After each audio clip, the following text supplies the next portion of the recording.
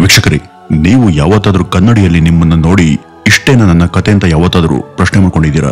ಪ್ರತಿದಿನ ಕೂಡ ಒಂದೇ ಜೀವನ, ಒಂದೇ ತರಹದ ದಿನಚರಿ, ಒಂದೇ ಕಾರಣಗಳು, ಒಂದೇ ತರಹದ ಸೌಕರ್ಯ ಅನ್ನುವಂತ ಜೈಲ್ನಲ್ಲಿ ಸಿಕ್ಕಾಕೊಂಡಿರುವಂತೆ ನಿಮ್ಗೆ ಯಾವಾಗ್ಲಾದ್ರೂ ಅನ್ಸಿದೆಯಾ? ನಿಮ್ಮಲ್ಲಿ ಒಂದು ವಿಶೇಷವಾದಂತ ಶಕ್ತಿ ಇದೆ ಅನ್ನೋದಾದ್ರೂ ನಿಮ್ಗೆ ಗೊತ್ತಾ? ವೀಕ್ಷಕರೇ, ಈ ಒಂದು ವಿಡಿಯೋದಲ್ಲಿ ನಾವು ಒಬ್ಬ ವ್ಯಕ್ತಿಯ ಬಗ್ಗೆ ಮಾತನಾಡ್ತೀವಿ. ಅನೇಕರು ಆ ವ್ಯಕ್ತಿಯನ್ನ ಒಂದು ಶಕ್ತಿ ಅಂತಾನೆ ಕರೀತಾರೆ. ವಿಜ್ಞಾನ ಮತ್ತು ಅವನ ಸುತ್ತಲಿನ ಸಮಾಜ ಅಷ್ಟೇ ಅಲ್ಲದೆ ಅವನ ಶರೀರವೂ ಕೂಡ ನನ್ನಿಂದ ಏನು ಕೂಡ ಮಾಡೋದಕ್ಕೆ ಸಾಧ್ಯ ಇಲ್ಲ ಅಂತ ಹೇಳಿದಾಗ್ಲೂ ಆತ ನಗು ಮುಖದಿಂದ ನರಕವನ್ನೇ ಎದುರಿಸಿದಂತ ವಿಶೇಷ ಕತೆ ಇದು. ಈತನ ಜೀವನದ ಕತೆ ಅದೆಷ್ಟೋ ಮಂದಿಗೆ ಇವತ್ತು ಸ್ಫೂರ್ತಿಯಾಗಿದೆ. 140 ಕೆಜಿ ತೂಕ, ಕುಗ್ಗಿ ಹೋಗಿದ್ದಂತ ಆತ್ಮವಿಶ್ವಾಸದೊಂದಿಗೆ ನರಕದಲ್ಲಿ ಬದುಕಿದಂತ ವ್ಯಕ್ತಿ ಆತ. ವೀಕ್ಷಕರೇ, ಸೋಲಿನ ಅಂಚಲ್ಲಿ ನಿಂತಂತ ಪ್ರತಿಯೊಬ್ಬರು ಕೂಡ ಕೇಳಲೇಬೇಕಾದಂತ ಕತೆ ಇದು. ನಿಮ್ಮೊಳಗೆ ನಿದ್ರೆ ಮಾಡ್ತಿರುವಂತ ಸೈನಿಕರನ್ನ ಎಚ್ಚರಿಸುವಂತ ಶಕ್ತಿ ಹೊಂದಿರುವಂತ ರೋಚಕ ಕತೆ ಇದು.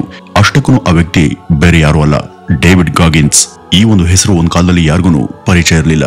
ಆದ್ರೆ ಈ ಹೆಸರಿನ ಹಿಂದೆ ಇರುವಂತ ಸಂಕಲ್ಪ ಮತ್ತು ಹಠ ದೊಡ್ಡ ಬೆಟ್ಟಗಳನ್ನ ಕದಲಿಸುವಂತ ಶಕ್ತಿಯನ್ನ ಹೊಂದಿದೆ. ಅವರ ಕಾಂಟ್ ಹರ್ಟ್ ಮೀ ಎಂಬ ಪುಸ್ತಕದ ಮೂಲಕ ಅವರು ಜಗತ್ತಿಗೆ ತಮ್ಮ ಉಕ್ಕಿನ ಸಂಕಲ್ಪವನ್ನ ಪರಿಚಯಿಸಿ ಕೊಟ್ರು. ಈ ಒಂದು ವಿಡಿಯೋದಲ್ಲಿ ನಾವು ಕೂಡ ಅವರ ಸಂಕಲ್ಪದ ಕಿಚ್ಚನ್ನ ನೋಡೋಣ. ವೀಕ್ಷಕರೇ, ಪ್ರತಿಯೊಬ್ಬರ ಬಾಲ್ಯದಲ್ಲೂ ಕೂಡ ಒಬ್ಬ ತಂದೆ ಆ ಮಕ್ಕಳಿಗೆ ರಕ್ಷಕನಾಗಬೇಕು.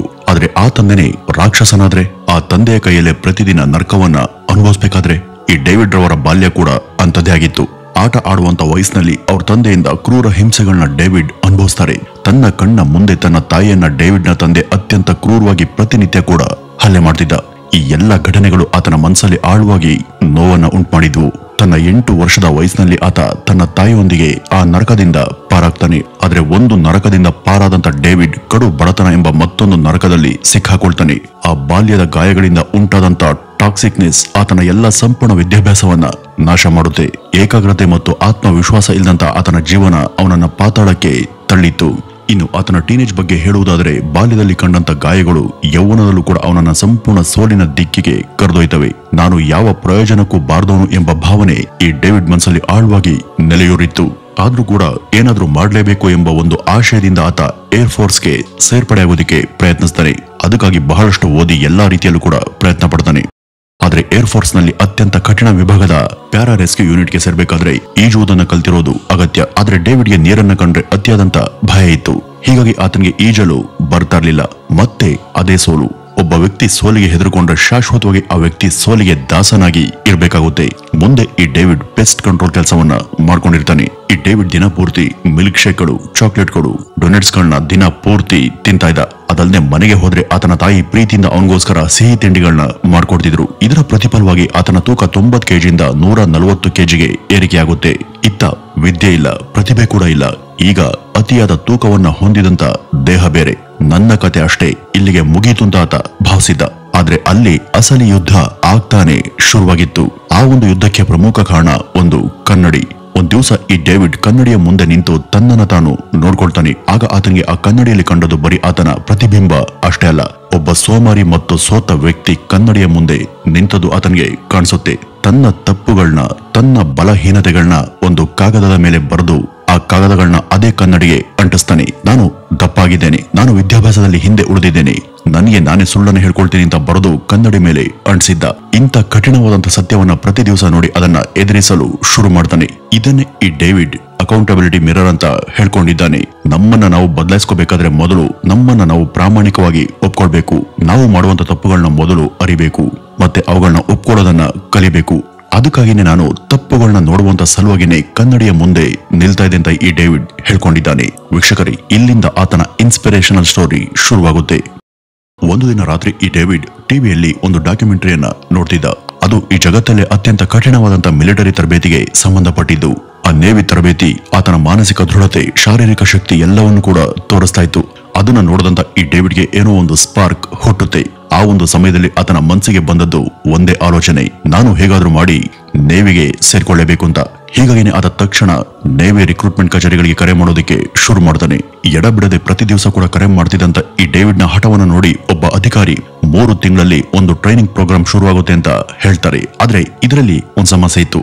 ಅದೇನಪ್ಪ ಅಂದ್ರೆ, ಅದಕ್ಕೆ ಸೇರ್ಬೇಕು ಅಂದ್ರೆ ಸುಮಾರು 45 ಕೆಜಿ ತೂಕವನ್ನ ಇಳಿಸಬೇಕಾಗಿತ್ತು. ಡೇವಿಡ್ ಬಳಿ ಉಳಿದಿರೋದು ಕೇವಲ 90 ದಿವಸ ಮಾತ್ರ. ಈ ಸಾರಿ ಈ ಡೇವಿಡ್ ಸೋಲನ್ನು ಒಪ್ಕೊಳ್ಳೋದಕ್ಕೆ ಸಿದ್ಧ ಇರಲಿಲ್ಲ. ಇದಕ್ಕೋಸ್ಕರ ಆತ ತನ್ನನ್ನೇ ತಾನೇ ಶಿಕ್ಷಿಸಿಕೊಳ್ಳೋದಕ್ಕೆ ಮುಂದಾಗಿದ್ದ. 3 ತಿಂಗಳಲ್ಲಿ 45 ಕೆಜಿ ತೂಕವನ್ನ ಇಳಿಸಬೇಕು. ಇದನ್ನ ಕೇಳಿದ್ರೆ ಯಾರಿಗಾದ್ರೂ ಇದು ಅಸಾಧ್ಯ ಅನ್ಸೋದಂತೂ ಖಂಡಿತ. ಆ ಒಂದು ಸಮಯದಲ್ಲಿ ಆತನ ಮೆದುಳು ಕೂಡ ನಿನ್ನಿಂದ ಇದು ಸಾಧ್ಯ ಇಲ್ಲ ಅಂತ ಟೀಕೆ ಮಾಡ್ತಿತ್ತು. ಆದ್ರೆ ಡೇವಿಡ್ ನಲ್ಲಿ ಒಂದು ಮಾನಸಿಕ ಆಟ ಶುರುವಾಗುತ್ತೆ. ಅದನ್ನ ಆತ ದಿ ವಾಟ್ ಇಫ್ ಗೇಮ್ ಅಂತ ಕರೆದಿದ್ದ. ಒಂದು ಪಕ್ಷ ನಾನು ಸೋತ್ರೆ ಎಂಬ ಪ್ರಶ್ನೆ ಆತನಿಗೆ ಇರಲಿಲ್ಲ. ಬದಲಾಗಿ ನಾನು ನಿಜವಾಗಿಯೂ ನೇವಿಗೆ ಸೇರ್ಕೊಂಡ್ರೆ ಸಾವಿರಾರು ಜನರಿಗೆ ನನ್ನ ಕತೆ ಪ್ರೇರಣೆ ಆಗ್ಬಹುದೆಂದು ಆತ ಯೋಚಿಸಿದ್ದ. ಈ ಬಾರಿ ಆತ ಭಯ ಪಡ್ಲಿಲ್ಲ, ಬದಲಾಗಿ ಗೆಲುವನ್ನ ಅನುಭವಿಸಿದ್ದ. ಆ ಒಂದು ಕಲ್ಪನೆನೇ ಅವನಿಗೆ ಅಸಾಧಾರಣ ಶಕ್ತಿಯನ್ನ ಕೊಟ್ಟಿತ್ತು. ಇದನ್ನೇ ಆತ ಕ್ಯಾಲಿಸ್ಡ್ ಮೈಂಡ್ ಅಂತ ಕರ್ಕೊಂಡಿದ್ದ. ಈ ಡೇವಿಡ್ ತನ್ನ ಮೇಲೆ ತಾನೇ ಸ್ವಯಂ ಯುದ್ಧವನ್ನ ಘೋಷಿಸಿಕೊಂಡಿದ್ದ. ಆತನ ದಿನಚರಿ ಒಂದು ನರಕದ ರೀತಿ ಇತ್ತು. ಪ್ರತಿ ದಿವಸ ಬೆಳಗಿನ ಜಾವ 4 ಗಂಟೆಗೆ ಎದ್ದು 2 ಗಂಟೆವರೆಗೂ ಆತ ವ್ಯಾಯಾಮ ಮಾಡ್ತಿದ್ದ. ಅದರ ನಂತರ 12 ಗಂಟೆಗಳ ಕಾಲ ಸ್ವಿಮ್ಮಿಂಗ್ ಅನ್ನ ಅಭ್ಯಾಸ ಮಾಡ್ತಿದ್ದ. ಆಮೇಲೆ ಜಿಮ್ ನಲ್ಲಿ ಪ್ರತಿಯೊಂದು ವ್ಯಾಯಾಮ ಕೂಡ 5 ಸೆಟ್ಗಳು. ಪ್ರತಿ ಸೆಟ್ಗೆ 150 ರಿಂದ 200 ರಿಪಿಟೇಷನ್ ಗಳನ್ನ ಮಾಡ್ತಿದ್ದ. ವೀಕ್ಷಕರೇ, ಒಬ್ಬ ಸೋಮಾರಿಯಾಗಿದ್ದಂತ ವ್ಯಕ್ತಿ ಇಷ್ಟು ಶ್ರಮ ಪಡುವಂತ ವ್ಯಕ್ತಿಯಾಗಿ ಬದಲಾಗಿದ್ದು ಹೇಗೊತ್ತಾ? ಇದಕ್ಕೆ ಉತ್ತರನೇ ದಿ ಕ್ಯಾಲಸ್ಡ್ ಮೈಂಡ್. ಕೈಯಿಂದ ಅತಿಯಾದಂತ ತೂಕಗಳನ್ನ ಎತ್ತಾಗ ಗಾಯಗಳಾಗ್ತವೆ, ಅದನ್ನೇ ಕ್ಯಾಲಸ್ ಅಂತ ಹೇಳ್ತಾರೆ. ಅದೇ ರೀತಿ ನಮ್ಮ ಮೆದುಳು ಕೂಡ ನಾವು ಅಸಾಧ್ಯ ಅಂತ ಹೇಳದಂತ ಕೆಲಸವನ್ನ ಹೇಗೆ ಬಲವಂತದಿಂದ ಪದೇ ಪದೇ ಮಾಡ್ತೀವೋ, ಪ್ರಾರಂಭದಲ್ಲಿ ಮೆದುಳು ಇದನ್ನ ತಿರಸ್ಕರಿಸುತ್ತೆ. ಆದ್ರೆ ಆ ಒಂದು ನೋವಿಗೆ ಕಷ್ಟಕ್ಕೆ ಸಮಯ ಕಳೆದಂತೆ ಬೇರೆ ವಿಧಿ ಇಲ್ಲದೆ ನಮ್ಮ ಮೆದುಳು ಅದನ್ನ ಒಪ್ಕೊಳ್ಳೋದಿಕ್ಕೆ ಶುರು ಮಾಡುತ್ತೆ. ನಮ್ಮ ಮೆದುಳು ಒಂದು ಉಕ್ಕಿನ ಕವಚದಂತೆ ಬದಲಾಗುತ್ತೆ. ಅದನ್ನೇ ಕ್ಯಾಲಸ್ಡ್ ಮೈಂಡ್ ಅಂತ ಕರೆಯೋದು.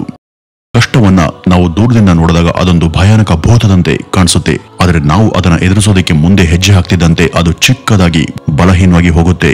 ಇದೇ ತತ್ವದೊಂದಿಗೆ ಈ ಡೇವಿಡ್ ತನ್ನ ದೇಹವನ್ನ ಮನಸ್ಸನ್ನ ಆಯುಧಗಳನ್ನಾಗಿ ರೂಪಿಸಿಕೊಂಡು ನೇವಿ ಸೀಲ್ಸ್ ತರಬೇತಿಗೆ ಅರ್ಹತೆಯನ್ನ ಗಳಿಸ್ಕೊಳ್ತಾನೆ. ತನ್ನ ಕಠಿಣ ಅಭ್ಯಾಸದ ಸಮಯದಲ್ಲೂ ಕೂಡ ಎಲ್ಲರನ್ನ ಆಶ್ಚರ್ಯಚಕಿತರನ್ನಾಗಿ ಮಾಡಿ ಆತ ತನ್ನ ಕನಸನ್ನ ನನ್ಸ್ ಮಾಡ್ಕೊಂಡ. ನೇವಿ ಸೀಲ್ಸ್ ತರಬೇತಿಗೆ ಆಯ್ಕೆಯಾಗೋದು ಒಂದು ಸಾಧನೆ ಆದ್ರೆ ಆ ನರಕದ ತರಬೇತಿಯನ್ನ ಸಹಿಸಿಕೊಳ್ಳೋದು ಮತ್ತೊಂದು ದೊಡ್ಡ ಸಾಧನೆ. ಈ ಹೆಲ್ವಿಕ್ ಅನ್ನೋದು ನೇವಿ ಸೀಲ್ಸ್ ತರಬೇತಿಯಲ್ಲಿ ಅತ್ಯಂತ ಕಠಿಣವಾದಂತಹ ಒಂದು ಸವಾಲು. ಡೇವಿಡ್ ಈ ಹೆಲ್ವಿಕ್ ಅನ್ನ 2 ಬಾರಿ ಸೋಲ್ತಾನೆ. ಒಂದ್ಸಾರಿ ಅನಾರೋಗ್ಯದಿಂದ, ಮತ್ತೊಂದ್ಸಾರಿ ತೀವ್ರ ಗಾಯದಿಂದ ಹೊರ ಬರ್ತಾನೆ. ಸಾಮಾನ್ಯ ವ್ಯಕ್ತಿಯಾಗಿದ್ರೆ ಅಲ್ಲಿಯೇ ತನ್ನ ಕನಸುಗಳನ್ನ ಕೈ ಬಿಡ್ತಾ ಇದ್ರು. ಆದ್ರೆ ಈ ಡೇವಿಡ್ ಹಾಗೆ ಮಾಡ್ಲಿಲ್ಲ. ಸೋಲಿಂದ ಅವನನ್ನ ತಡೆಯೋದಕ್ಕೆ ಸಾಧ್ಯ ಆಗ್ಲಿಲ್ಲ. ಬದಲಾಗಿ ಸೋಲು ಆತನಿಗೆ ಮತ್ತಷ್ಟು ಶಕ್ತಿಯನ್ನ ಕೊಟ್ಟಿತ್ತು. 3ನೇ ಬಾರಿ ಆತ ಮತ್ತೆ ಬಂದು ನರಕವನ್ನ ಗೆದ್ದಿದ್ದ. ಪ್ರತಿದಿನ ಬೆಳಗ್ಗೆ ತಣ್ಣನೆ ನೀರಲ್ಲಿ ಸ್ನಾನ ಮಾಡೋದು, ತನ್ಗೆ ಇಷ್ಟ ಇಲ್ದಿರುವಂತ ವ್ಯಾಯಾಮವನ್ನ ಪುನಃ ಪುನಃ ಮಾಡೋದು, ಅಸೌಕರ್ಯವನ್ನ ಹುಡುಕಿ ಅದೇ ಕೆಲಸವನ್ನ ಮಾಡ್ತಿದ್ದ. ಯಾಕೆಂದ್ರೆ ಇದನ್ನೆಲ್ಲ ಮಾಡೋದ್ರಿಂದ ನಾವು ನಮ್ಮ ಮೆದುಳಿಗೆ ಉಕ್ಕಿನ ಶಕ್ತಿ ಉಳ್ಳಂತ ಆರ್ಮರ್ ಪ್ಲೇಟ್ ಅನ್ನ ತೊಡಸ್ಬಹುದು ಅಂತ ಈ ಡೇವಿಡ್ ಹೇಳ್ತಿದ್ದ. ಜೀವನದಲ್ಲಿ ನಮ್ಮ ಮೇಲೆ ಬರುವಂತ ದೊಡ್ಡ ದೊಡ್ಡ ಸವಾಲುಗಳಿಗೆ ನಾವು ಸಿದ್ಧರಾಗಬೇಕು ಅಂದ್ರೆ ನಾವು ನಮ್ಮನ್ನ ಅಸೌಕರ್ಯದ ಒಳಗೆ ತಳ್ಳಬೇಕಾಗುತ್ತೆ. ಇನ್ನು ಮಿಷನ್ ಇಂಪಾಸಿಬಲ್ ಮತ್ತು ದಿ 40% ರೂಲ್. ಈ ಡೇವಿಡ್ ಗಾಗಿನ್ಸ್ ನೇವಿ ಸೀಲ್ಸ್ ಆದ ನಂತರ ಕೂಡ ನಿಲ್ಲಿಲ್ಲ. ತನ್ನ ಪರಿಮಿತಿಗಳನ್ನ ಹೇಗೆ ತೆಗೆದಾಕ್ಬೇಕು ಅಂತ ತನ್ನ ಕಲಿಕೆಯನ್ನ ಮುಂದುವರಿಸ್ತಾ. ಒಂದ್ ದಿವಸ ಬ್ಯಾಡ್ ವಾಟರ್ 135 ಎಂಬ ಒಂದು ರೇಸ್ ಬಗ್ಗೆ ಈ ಡೇವಿಡ್ ತಿಳ್ಕೊಳ್ತಾನೆ. ಇದು ಒಂದ್ ರೀತಿ ಎಲ್ಲಾ ಮ್ಯಾರಥಾನ್ಗಳ ರಾಜ. ಡೆಸರ್ಟ್ ನಲ್ಲಿ ನಡೆಯುವಂತ 217 ಕಿಲೋಮೀಟರ್ ಅಲ್ಟ್ರಾ ಮ್ಯಾರಥಾನ್ ಸ್ಪರ್ಧೆ ಇದು. ಇದರಲ್ಲಿ ನಿಲ್ದೆ ಓಡಬೇಕು. ಈ ಒಂದು ರೇಸ್ ನಲ್ಲಿ 160 ಕಿಲೋಮೀಟರ್ ಓಡಿದ ನಂತರ ಆತನ ದೇಹ ಕುಸಿದು ಬಿದ್ದು ಕಾಲಿನ ಮೂಳೆ ಮುರಿದು ಹೋಗುವಷ್ಟು ನೋವು ಉಂಟಾಗುತ್ತೆ. ಆತನ ಕಿಡ್ನಿಗಳು ಕೆಲಸ ಮಾಡೋದನ್ನೇ ನಿಲ್ಲಿಸಿದಂತಾಗುತ್ತೆ. ಆತನ ಮೆದುಳು ಮತ್ತು ಮನಸ್ಸು ಇಲ್ಲಿಗೆನೆ ನಿಲ್ಲಿಸ್ಬಿಡು, ಇಲ್ವಾದ್ರೆ ಸತ್ತು ಹೋಗ್ತಿ ಅಂತ ಕೂಗಿ ಕೂಗಿ ಹೇಳ್ತಾ ಇದ್ವು. ಈ ಒಂದು ಸಮಯದಲ್ಲಿ ಡೇವಿಡ್ ತನ್ನ ಒಳಗೆ ಇದ್ದಂತ ಸೀಕ್ರೆಟ್ ಟ್ರಿಕ್ಸ್ ಅನ್ನ ಬಳಸ್ತಾನೆ. ಅದೇ ದಿ 40% ರೂಲ್. ವೀಕ್ಷಕರೇ, ವೈಜ್ಞಾನಿಕ ಅಧ್ಯಯನಗಳ ಪ್ರಕಾರ ನಾವು ನನ್ನ ಕತೆ ಮುಗೀತು, ಇನ್ನು ನನ್ನಿಂದ ಸಾಧ್ಯ ಇಲ್ಲ ಅಂತ ಅನ್ಕೊಂಡಾಗ ನಾವು ನಿಜವಾಗಿಯೂ ನಮ್ಮ ದೇಹದ ಶಕ್ತಿಯಿಂದ ಕೇವಲ 40% ಮಾತ್ರ ಬಳಸಿರ್ತೀವಿ. ಉಳಿದಂತ 60% ಶಕ್ತಿ ನಮ್ಮ ಮೆದುಳು ಭಯದಿಂದ ಆವರಿಸಿ ಲಾಕ್ ಮಾಡಿ ಅಡಗಿಸಿ ಇಟ್ಕೊಂಡಿರುತ್ತೆ. ಈ ಒಂದು ಸಮಯದಲ್ಲಿ ಡೇವಿಡ್ ತನ್ನ ಮೆದುಳಿಗೆ ಇದು ನೋವಲ್ಲ, ಇದು ನನ್ನ ಮೆದುಳು ಹೇಳ್ತಿರುವಂತ ಸುಳ್ಳು, ನಾನು ಕೇವಲ 40% ಶಕ್ತಿ ಮಾತ್ರ ಉಪಯೋಗಿಸಿದ್ದೀನಿ, ಇನ್ನು 60% ಶಕ್ತಿ ನನ್ನಲ್ಲಿ ಉಳಿದಿದೆ ಅಂತ ಹೇಳ್ಕೊಳ್ತಾನೆ. ಈ ಒಂದು ಆಲೋಚನೆ ಶಕ್ತಿಯಿಂದ ಡೇವಿಡ್ ತನ್ನ ದೇಹದ ಮಿತಿ ಮೀರಿ ಕೇವಲ 30 ಗಂಟೆಗಳಲ್ಲಿ 217 ಕಿಲೋಮೀಟರ್ ಓಡಿ ರೇಸ್ ಅನ್ನ ಪೂರ್ಣಗೊಳಿಸ್ತಾನೆ. ಯಾವುದೇ ಪ್ರೊಫೆಷನಲ್ ತರಬೇತಿ ಇಲ್ಲದೆ ಡೇವಿಡ್ ಈ ಒಂದು ಅಲ್ಟ್ರಾ ಮ್ಯಾರಥಾನ್ ಗೆದ್ದಿದ್ದ. ಆ ಒಂದು ಓಟದಲ್ಲಿ ಡೇವಿಡ್ ತನ್ನ ದೇಹದೊಂದಿಗೆ ಅಲ್ಲದೆ ಬೇರೆ ಓಟಗಾರರ ಮೆದುಳಿನ ಜೊತೆ ಕೂಡ ಯುದ್ಧ ಮಾಡಿ ಗೆದ್ದಿದ್ದ. ಇಲ್ಲಿ ಆತ ಬಳಸಿದ್ದು ಟಾಕಿಂಗ್ ಸೋಲ್ಸ್ ಎಂಬ ಆಯುಧವನ್ನ. ಯಾರಾದರೂ ಸುಸ್ತಾದಂತೆ ಕಾಣಿಸಿದ್ರೆ ಅವರ ಪಕ್ಕ ಹೋಗಿ ಈತ ಇನ್ನಷ್ಟು ವೇಗವಾಗಿ ಉತ್ಸಾಹದಿಂದ ಓಡ್ತಿದ್ದ. ಅವನ ಈ ಅಸಾಧಾರಣ ಸಂಕಲ್ಪ ಶಕ್ತಿ ನೋಡಿ ಎಷ್ಟೋ ಮಂದಿ ಬೆಚ್ಚಿ ಬಿದ್ದಿದ್ರು. ಇವನನ್ನ ಸೋಲಿಸಲು ಆಗೋದೇ ಇಲ್ಲ ಅನ್ನುವಂತ ಭಯ ಇತರ ಸ್ಪರ್ಧಿಗಳಲ್ಲಿ ಹುಟ್ಕೊಂಡಿತ್ತು. ಈ ಡೇವಿಡ್ ನನ್ನ ನೋಡಿ ಇತರರು ಮಾನಸಿಕವಾಗಿ ಕುಗ್ಗು ಹೋಗಿದ್ರು. ಈ ಡೇವಿಡ್ ತನ್ನ ದೇಹವನ್ನಲ್ಲ, ಅವನ ಆತ್ಮವಿಶ್ವಾಸವನ್ನ ಸಂಪೂರ್ಣವಾಗಿ ವಶಪಡಿಸಿಕೊಂಡಿದ್ದ. ಇನ್ನು ದಿ ವರ್ಕ್ ಎಥಿಕ್ ಮತ್ತು ದಿ ಕುಕಿ ಜಾರ್ ರೂಲ್. ವೀಕ್ಷಕರೇ, ಈ ಒಂದು ಶತಮಾನದಲ್ಲಿ ನಾವೆಲ್ಲರೂ ಕೂಡ ಸರಳ ಮಾರ್ಗಗಳನ್ನೇ ಹುಡುಕ್ತಿವಿ. ಆದ್ರೆ ಈ ಡೇವಿಡ್ ಹೇಳೋದು ಏನಪ್ಪಾ ಅಂದ್ರೆ ವಿಜಯಕ್ಕೆ ಯಾವುದೇ ಶಾರ್ಟ್ ಕಟ್ ಇರೋದಿಲ್ಲ. ಈ ಡೇವಿಡ್ ಮತ್ತೊಂದು ಅದ್ಭುತ ತಂತ್ರವನ್ನ ಹೇಳಿದ್ದಾನೆ. ಅದೇ ದಿ ಕುಕಿ ಜಾರ್. ನೀವು ಸಾಧಿಸಿದಂತ ಪ್ರತಿಯೊಂದು ಸಣ್ಣ ಗೆಲುವನ್ನು ಕೂಡ ಒಂದು ಕುಕಿಗೆ ಹೋಲಿಸಿ ನಿಮ್ಮ ಮೈಂಡ್ ನಲ್ಲಿ ಇರುವಂತ ಕುಕಿ ಜಾರ್ ಎಂಬ ಕಲ್ಪಿತ ಡಬ್ಬಿಯಲ್ಲಿ ಆ ಗೆಲುವಿನ ಕುಕಿಯಲ್ಲಿ ಶೇಖರಣೆ ಮಾಡಿ ನೀವು ಯಾವುದೇ ಸಮಯದಲ್ಲಿ ನನ್ನಿಂದ ಆಗೋದಿಲ್ಲ, ಇದು ಅಸಾಧ್ಯ ನಾನು ಸೋಲ್ತಿದ್ದೇನೆ ಎಂಬ ಭಾವನೆ ನಿಮ್ಮಲ್ಲಿ ಮೂಡಿದ್ರೆ ನಿಮ್ಮ ಮೆದುಳಲ್ಲಿ ಶೇಖರಣೆ ಆಗಿರುವಂತ ಆ ಕುಕ್ಕಿ ಜಾರನ್ನ ತೆಗೆಯಿರಿ. ಅದರೊಳಗೆ ನೀವು ಶೇಖರಣೆ ಮಾಡದಂತ ನಿಮ್ಮ ವಿಜಯದ ಒಂದು ಕುಕ್ಕಿನ ತೆಗೆದು, ನಾನು ಒಂದ್ಸಾರಿ ಗೆದ್ದಿರೋನು, ನಾನು ಮತ್ತೆ ಗೆಲ್ಲಬಲ್ಲೆ ಅಂತ ನಿಮ್ಗೆ ನೀವೇ ಸ್ಫೂರ್ತಿಯನ್ನು ತೆಗೆದುಕೊಳ್ಳಿ ಅಂತ ಈ ಡೇವಿಡ್ ಹೇಳ್ತಾನೆ. ಈ ಕುಕ್ಕಿ ಜಾರ್ ತಂತ್ರನೇ ಈ ಡೇವಿಡ್ಗೆ ತಮ್ಮ ಅಸಾಧಾರಣವಾದಂತಹ ಸಾಹಸ ಯಾತ್ರೆಗೆ ಶಕ್ತಿಯನ್ನ ಕೊಟ್ಟಿತ್ತು. ಇನ್ನು ನಮ್ಮ ವಿಜಯವನ್ನ ಕುಕ್ಕಿ ಜಾರ್ನಲ್ಲಿ ಸಂಗ್ರಹಿಸುವಷ್ಟೇ ಮುಖ್ಯವಾದುದು ನಮ್ಮ ತಪ್ಪುಗಳಿಂದ ಪಾಠಗಳನ್ನ ಕಲಿಯೋದು ಕೂಡ ಅಷ್ಟೇ ಮುಖ್ಯ. ಇದಕ್ಕಾಗಿ ಡೇವಿಡ್ ನೇವಿಯಿಂದ ಒಂದು ಹೊಸ ತಂತ್ರವನ್ನ ಕಲ್ತ್ಕೊಂಡಿದ್ದ. ಅದೇ ಆಫ್ಟರ್ ಆಕ್ಷನ್ ರಿಪೋರ್ಟ್. ಯಾವುದೇ ಕೆಲಸ ಆದ್ಮೇಲೆ ಗೆದ್ರು ಸೋತರು ಆತ ಒಂದು ರಿಪೋರ್ಟ್ ಅನ್ನ ಬರ್ತ್ಕೊಳ್ತಿದ್ದ. ನಾನು ಎಲ್ಲಿ ಉತ್ತಮ ಆಗಬಹುದು, ನನ್ನ ದುರ್ಬಲತೆ ಏನು, ಇಂಥ ಪ್ರಶ್ನೆಗಳನ್ನ ತನಗೆ ತಾನೇ ಕ್ರೂರವಾಗಿ ಕೇಳ್ಕೊಳ್ತಿದ್ದ. ಇದು ತನ್ನನ್ನ ನಿಂದಿಸುವಂತ ಕೆಲಸ ಅಲ್ಲ, ಇದು ತನ್ನನ್ನ ಸುಧಾರಿಸುವಂತ ಯತ್ನ. ಪ್ರತಿ ದಿವಸ ನಿಮ್ಮ ತಪ್ಪುಗಳನ್ನ, ನಿಮ್ಮ ಬಲಹೀನತೆಗಳನ್ನ ಪ್ರಾಮಾಣಿಕವಾಗಿ ಅರ್ತು ಅವುಗಳನ್ನ ಒಂದು ಚೀಟಿಯಲ್ಲಿ ಬರೆದು ಕನ್ನಡಿಯ ಮೇಲೆ ಅಂಟಿಸಿ. ಅದನ್ನ ನೀವು ಪ್ರತಿ ದಿವಸ ಕೂಡ ನೋಡಿ. ಪ್ರಶ್ನೆಗಳನ್ನ ನಿಮ್ಮೊಳಗೇನೆ ಕೇಳ್ಕೊಳ್ಳಿ. ಭಯದ ಬದಲು ವಿಜಯದ ಕಲ್ಪನೆಯನ್ನ ಮಾಡ್ಕೊಳ್ಳಿ. ಆ ಒಂದು ಕಲ್ಪನೆ ನಿಮ್ಗೆ ಶಕ್ತಿಯನ್ನ ಕೊಡುತ್ತೆ.